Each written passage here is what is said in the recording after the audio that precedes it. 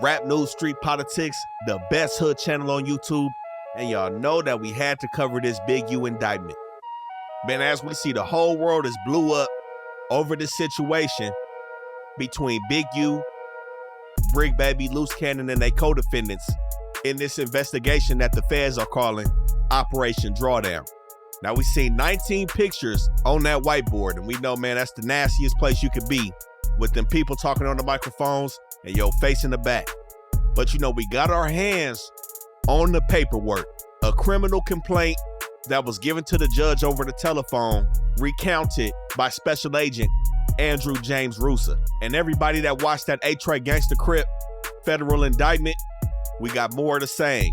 We got wiretaps, confidential informants, witnesses, but we also got murder. And we got celebrity rappers, boxers, NFL players, and NBA players. So let's jump right into it, man. So we know the feds came and swept everybody off their feet March 19, 2025. And the specific task force that did that was the Los Angeles Metropolitan Task Force on Violent Gangs, a task force that's gonna be exclusive to the FBI Los Angeles field office. Now, the key thing is when you're dealing with a task force, these dudes specialize in certain things. They have more tools, they have more funding to be able to really come down on people. And the main thing about a task force is apprehension. That's how they increase their funding, and they're usually known to have aggressive tactics that go along with those apprehensions. But in this situation, we have 5 main key players that are somewhat spearheading this federal indictment. Of course, we got Eugene Henley, Big U, who also goes by the name of Unc. We all know Big Draws, but they also have names of Hannibal, Hannibal Muhammad, Anybody Killer, or Dave Austin that Big U could also go by. We have his right-hand man, Sylvester Robinson, aka Vay, and we have his other close homie, Mark Martin, aka Bear Claw. These 3 defendants are the ones that's being charged with the RICO. Now, next in this paperwork, we got Tremaine Ashley Williams, aka Luce Cannon.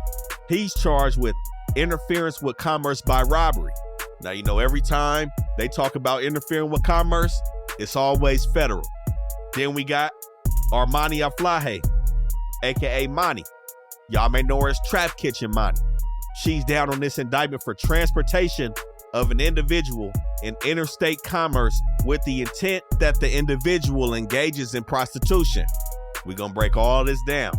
Next, we have Frederick Blanton Jr., who went by Blanton, and Tiffany Hines, who are labeled in the indictment as participants of bank fraud. Now, Zaire Mitchell, Bricc Baby, he's also in this situation. He was caught on wiretap. We're gonna talk about what he was saying on there, but he's actually in some separate paperwork on this indictment, but we're gonna speak on this case too. Now, the reason that this indictment came forth is because it's being alleged that the Big U Enterprise is a mafia-like organization that utilizes Big U's stature and long-standing association with the Rollin 60s to intimidate businesses and individuals. So basically, he's using his business endeavors, coinciding those with the gangbanging, in an attempt to gain control throughout the city of Los Angeles. And the crimes that they allege he committed, along with his co-conspirators, to ensure that that control was actually gained, was murder, robbery, extortion, interstate transportation for prostitution, wire fraud, and bank fraud. Now, investigators allege that this whole scheme really formed in about 2008. Again, Big U got out of prison in 2004, and this is when he established all of these businesses that are being labeled criminal organizations in this indictment. But it's really said that federal investigators really put him on their radar in February 2021. And when I mean him, I mean Big U Enterprise and its associates. And those associates, of course, being from Rollin 60s, but the 6-O's were said to have been under a federal investigation since the year prior, August 2020. So everything has been in the works for about 4 or 5 years with this situation. Now, one of the first ways that they say he tried to exert control was with a popular phrase that he also used in a podcast of his, checking in. So it said that professional athletes, musicians, and anybody else looking to conduct legitimate or illicit criminal activity in LA was required to check in properly with Big U if they wanted to make sure they was protected. And it was said that he used his reputation to instill fear with acts of violence and intimidation to make sure people comply with this check-in rule. In a documentary film, he went on to say, and I quote, "You can choose not to check in, but it's gonna be a problem. If you choose not to check in, you suffer the consequences." And in separate statements, he went on to say that example of one of those consequences is what transpired with Quando Rondo and his people. Video from the scene appears to show Quando Rondo distraught while first responders move the body. He said they didn't check in properly, and we all know them dudes from Chicago laid his cousin to rest over there by the Beverly Center. Now, he alluded to the fact that he could have changed that situation if Quando Rondo had to do what he was supposed to do, especially claiming to be a member from 6-0. Now, like I said, there's hours of wiretaps of communications between all the defendants in this case. And since the inception of this investigation, more than 50 people have been physically interviewed by the folks and agreed to voluntarily provide information in regards to different situations surrounding Big U. So this takes us forward a little bit to 2022, where the FBI interviewed a cooperating witness labeled a CW1. He's the one who provided all the information about this whole check-in process and made them privy to how Big U is shaking people down when they come to town. This confidential witness also broke down how Big U Enterprises was the money-making gang inside of the Rollin 60s. Now, just to give some brief details on who this confidential witness is, this individual has convictions for possession for sales of narcotics in 2003 and in 2009, as well as shooting into an inhabited dwelling in 2003. This person received cooperation credit from the Central District of California at sentencing in a prior drug conspiracy case, and Joe Biden commuted his sentence for that offense. So if this sound like your people, they some bad people.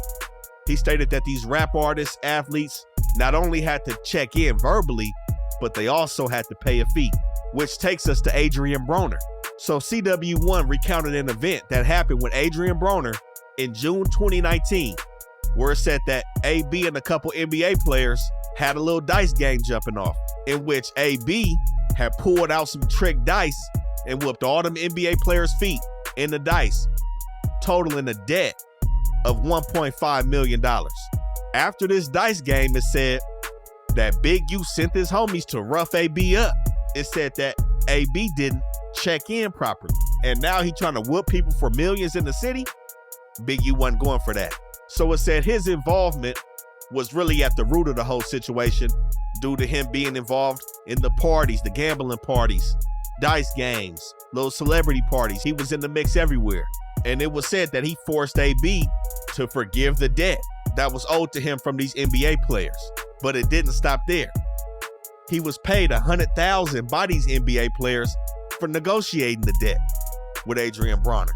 And it was said that these NBA players or celebrities, whoever, will kind of have to get an approval from Big U to operate safely at these events and functions moving forward. Now, there was also another event in which Luce spoke on, and we gonna get to his old telling ass, but he stated that Big U had sent him on a mission to demand 50 racks from a celebrity rapper with the initials RR. Now, that could be Roddy Ricch, could be Rick Ross, I can't say. And he said if that rapper didn't pay, then they would look to kill a rapper with the initials by the name of MM. Now, that could be Meek Mill, so we could be talking about Rick Ross and Meek Mill here. This is just what the documents are alleging. But it was said that RR dropped off the 50 racks and Big U stopped answering Luce Cannon's phone calls and didn't split no money with him. But it's for sure that Big U was out here squeezing people all the way just to operate in the city of LA. Now, the heaviest allegations in this case are from around the time that this investigation really started with Big U. And we all know the main things that bring these people out. If it's not a crazy amount of money, it's a murder, which takes us to January 25th, 2021. And at this time, Big U had somebody on his label by the name of Rayshawn Williams. Now, this is the individual that 600 was talking about when he was alleging that Big U had something to do with this homicide. But we gotta say, all these claims are allegations. These are the initial charging documents and the probable cause affidavit. Everybody's presumed innocent until proven guilty. We gotta say that. This is the beginning of a long journey. But the fact still remains, Rayshawn Williams. And with this situation, there are some similarities to Nipsey Hussle. I gotta keep it 100. So it said that Big U and his business partner sent Rayshawn Williams to Vegas to record some music in somebody's studio who later on became a witness in this case. Actually, 3 witnesses in this case were related to this recording studio. The security guard, the owner, and someone who acted as maybe a technician up at the studio. But nonetheless, Rayshawn Williams is scheduled for the stu time and he's supposed to record a song a day. It said that he's playing with the studio time and ends up recording a diss song aimed at Big U. Now, as we know, this is the same situation somewhat that happened with Nipsey Hussle, the diss record. What did Big U do with Nipsey Hussle? He pulled up looking to administer that DP. Well, I ain't no rapper, I'm a scrapper. So, we end up having to come talk about that. Pull up the homies, and Nip admit is wrong, but still there's some consequences to your wrong. I came to pick him up that morning so he can get his discipline. He pulls up on Rayshawn Williams all the way in Las Vegas with his co-conspirator, Sylvester Robinson. Now, when they got there, this is the first time that the witness or the security guard at this establishment had seen Big U. And we all know Big U is a distinct character, so there's no way he's gonna forget seeing Big U at the studio. Now, again, what led up to this visit at the studio was the diss record that was recorded 5 days prior on January 20th, 2021. In that record, Rayshawn Williams rapped about somebody who had the money, which the feds allege a reference to Big U. And Rayshawn Williams also rapping about being shot in the face for thinking shit funny with a .38 revolver because it leaves no trace. Now, it's not known if Big U heard this diss record before or during his interaction at the studio with Rayshawn Williams, but something made him pull up. So Rayshawn Williams had an Airbnb in Vegas, and it said that Henley and Robinson pulled up in a dark gray Lexus to the studio. And it said that the night before the homicide, Big U's phone was shown to have arrived at the Airbnb in Vegas that Rayshawn was staying at in the middle of the night. So it said that at 7:04, he was at the studio, and Rayshawn pulled up to the studio between 8 or 9 and recorded a record until about 11 or midnight. And at about 12:30 in the morning, the dark gray Lexus was no longer at the studio, but Robinson was. 12:58, Big U's phone disconnects from the cell towers. But at approximately 1:13 in the morning, the dark gray Lexus pulls up to the Airbnb. At this time, it said, Rayshawn is seen getting out the car, going into the Airbnb, and coming back out with his suitcase. Mind you, Rayshawn wasn't supposed to leave Vegas until the next day, but he's bringing his suitcase out at 1 in the morning and putting it in the dark gray Lexus. So at 1:20, the Lexus pulls off from the Airbnb. And about an hour later, 55 minutes later, 2:15 a.m., both of Big U's phones connect back to the cell tower in our reported location. So it said that the drive from the Airbnb to the location where Rayshawn's body was found would take roughly about 42 minutes. And they say it took Big U approximately 48 minutes or 55 minutes from the time of leaving the Airbnb to turn his phone back on. Now, it said that Rayshawn's body was found in a landfill in the middle of the desert off the 15 freeway, which we all know is the freeway that connects LA to Vegas. He was shot multiple times, including in the face, and his body was dragged into a ditch. And seemingly he was shot with the same pistol that he referenced in that diss song to Big U, a .38, because there was no shell casings recovered. But at this time, between 2:30 and 3 a.m., the gray Lexus pulls back up to the studio, and witness 1, a security guard, reports seeing Big U drenched in either sweat or water, in which he replied that he had just got out the gym.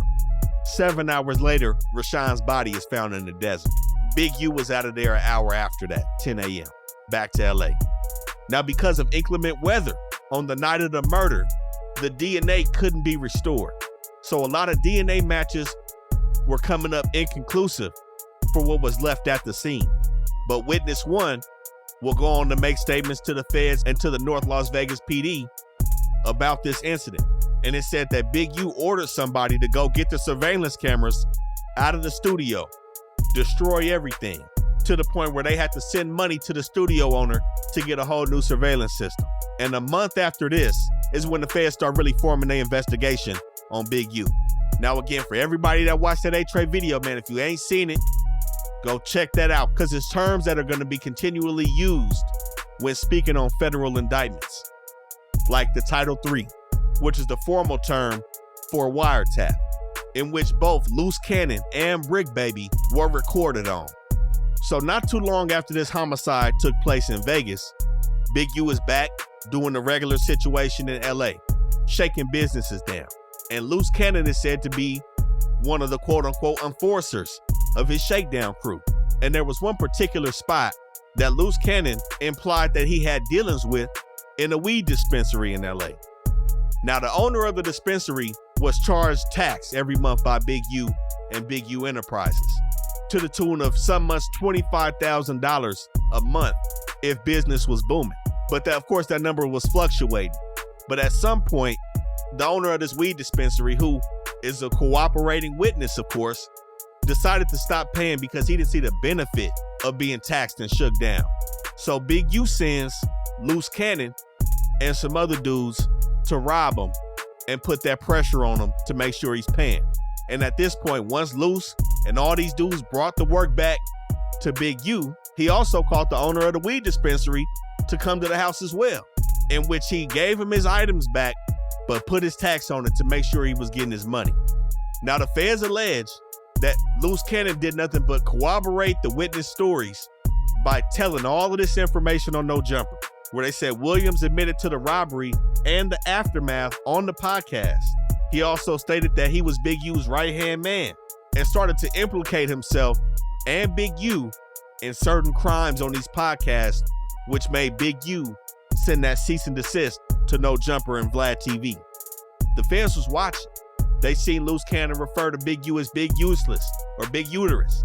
And they also have the January 3rd incident that happened this year when Luce Cannon struck somebody in the head and knocked him out with the pistol and proceeded to remove valuables from him, the jewelry, cash, cell phone, and added up everything to being over $5,000. They watched statements that Luce Cannon made saying he was Big Useless's enforcer, that he loves to fight, and that incident could have went a lot worse, implicated itself in this assault, and implicated itself into working for a criminal enterprise, Big U Enterprises.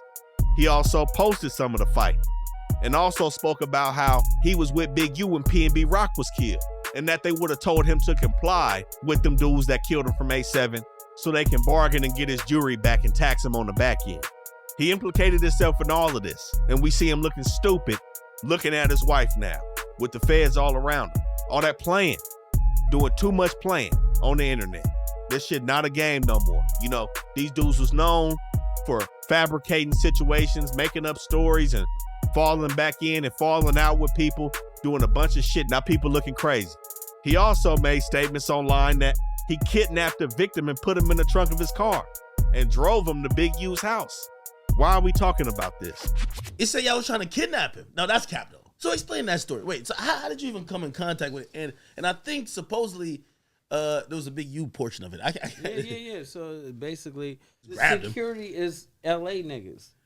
Yo, I noticed we from Rollin 60s. So, nigga, if you gonna protect somebody or whatever, you gonna pick that issue. You just getting paid $500 a day just to make sure he good, but nigga, you gonna lose your life. This is what ended up Luce Cannon on the indictment.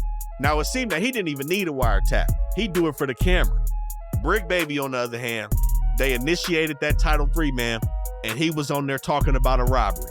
November 11, 2022, it said that Big U coordinated with Zaire Mitchell, aka Bricc Baby, on how much Zaire would give Big U out of his proceeds from a robbery that he committed.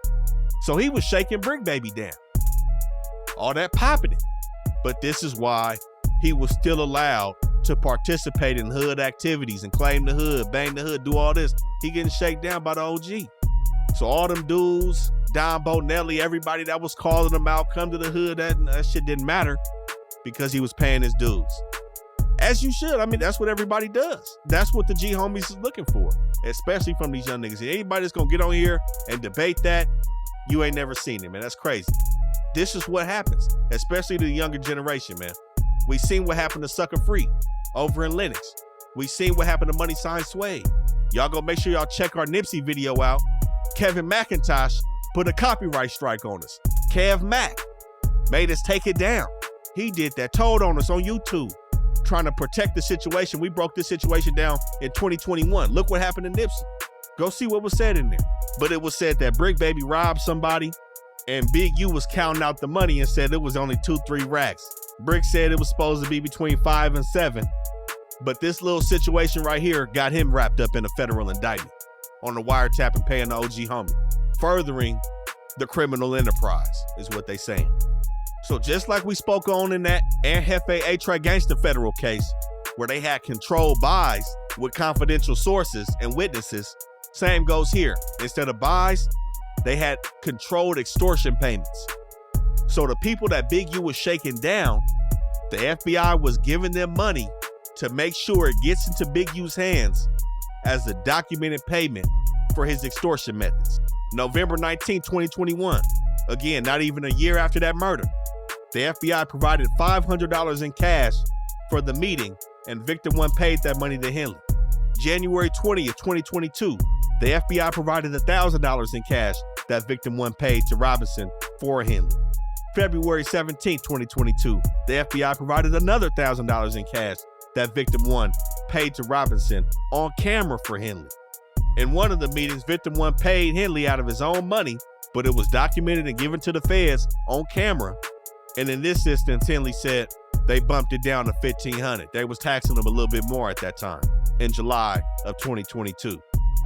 But there was numerous controlled extortion payments. And there was also an incident where he extorted some club promoters in Deja Vu, where at his birthday, he said that he wanted to have some entertainers.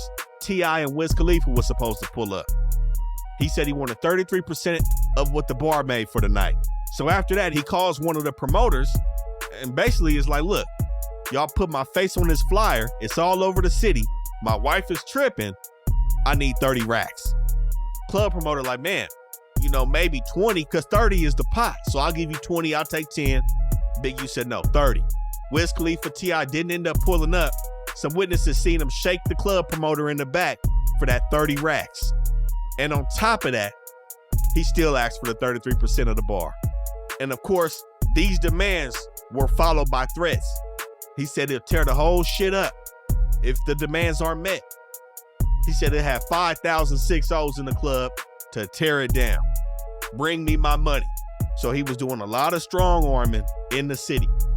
Now, somebody else that everybody is surprised to see in this indictment, including myself, we follow each other on Instagram. This has been a big name in the city for years now. Trap Kitchen Monty. She was also on that Title III wiretap. The feds intercepted phone calls and text messages between her and Big U.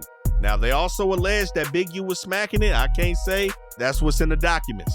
But they were saying that she was providing women to cross state lines to do some hoeing and take care of some of Big U people in that fashion.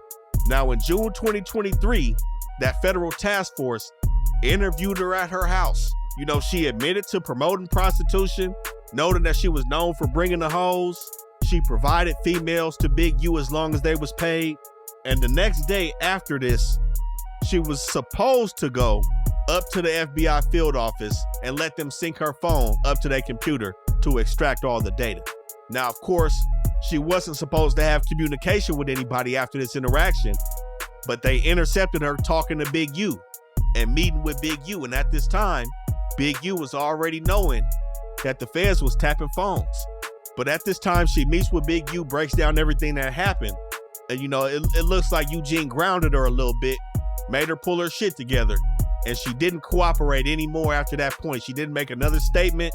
and didn't go to the FBI field office to empty the contents of her phone, because that would have blew everything up. But you know, they got warrants for all of that right now.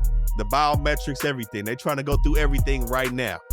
But the reason Big U knew his phone was tapped was because a couple months prior to this interaction between Trap Kitchen Monty and the feds, Las Vegas police pulled up to Big U crib, tried to do the okie doke, saying they was new detectives working on Rayshawn Williams' case, and they just wanted to touch everybody that could know something 2 years later for the anniversary of his homicide. He wasn't at home at the time. His wife called him. And anybody know, if you ever got a phone call with somebody telling you, hey, the police looking for you, the number one question you ask, how many of them was it? That's the universal question. So the feds intercepted that call and noticed that Big U was getting wary about the phones.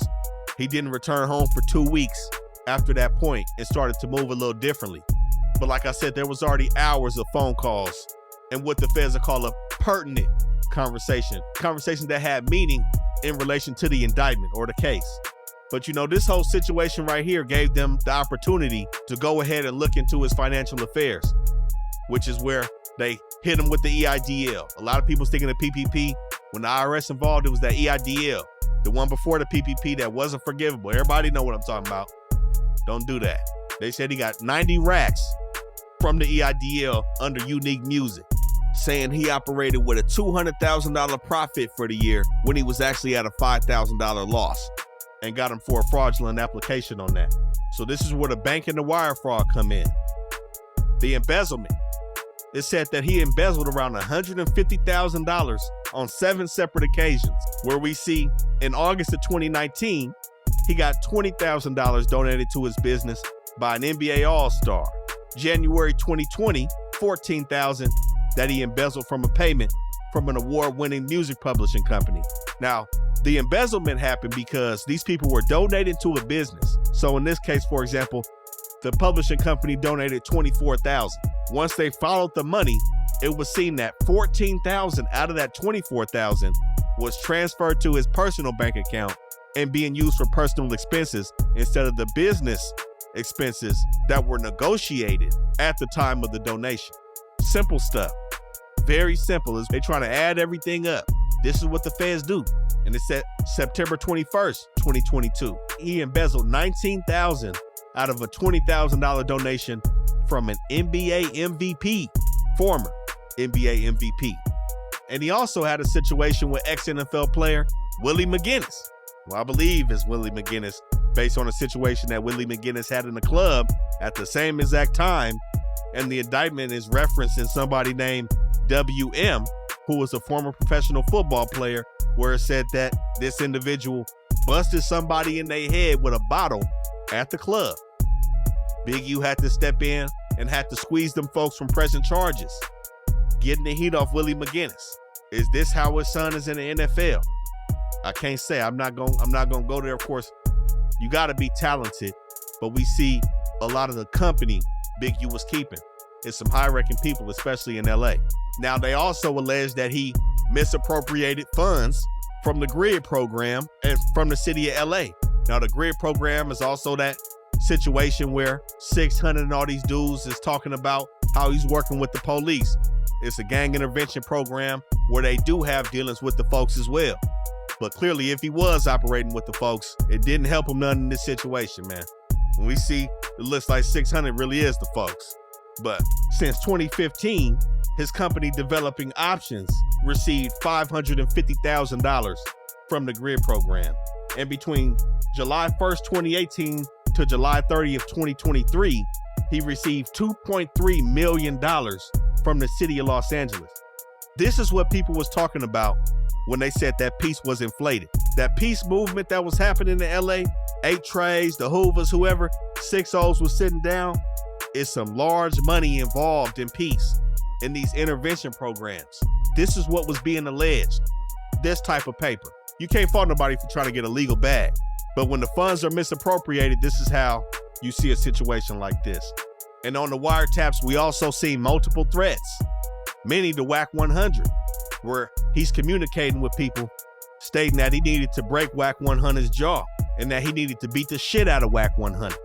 There was also a situation where he described threatening to kill some dudes from Grape Street, saying he had paperwork on some of his homies in the 60s, and speaking on how he's the biggest Rollin 60 member to ever exist, including Nipsey Hussle. So, this is very early in this situation between Big U and his co-conspirators. But we're going to keep providing y'all with this dope content, man. Y'all make sure y'all like, comment, and subscribe, and stay tapped in, man. Rap News, Street Politics.